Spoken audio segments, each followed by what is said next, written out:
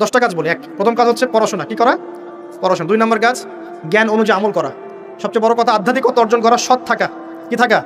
সৎ থাকা। সত্যিকারের দেশপ্রেমিক হন। দেখানো তথাকথিত দেশপ্রেমিক হয়ে কোনো লাভ নাই। সত্যিকারের ভেতর থেকে দেশপ্রেমিক হন।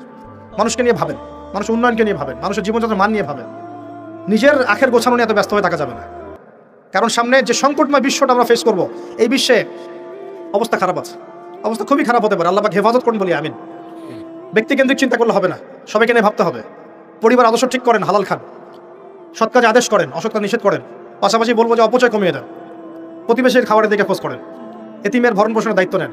সমাজে বহু অসহায় মানুষ পড়ে আছে, ওদের দিকে খোঁজ নেন, খবর নেন, কি করা যায়। উম্মার মাঝে বড় বড় ইস্যুগুলোকে নিয়ে কথা বলেন, ছোটখাটো বিষয়গুলো নিয়ে পড়ে থাকবেন না। ছোটখাটো বিষয় নিয়ে পড়ে থাকবেন না। বিশ্ব অনেক দূর এগিয়ে গেছে, আমরা যদি এখন এখানে পিছিয়ে পড়ে থাকি, আমাদের ধ্বংস কেউ ঠেকাতে পারবে না, কেউ না। আল্লাহ রাব্বুল আলামিন আমাদের সবাইকে এই হাদিসটা বোঝার তৌফিক দান করুন, প্রকৃতপক্ষে ঈমানদার হওয়ার তৌফিক দান করুন।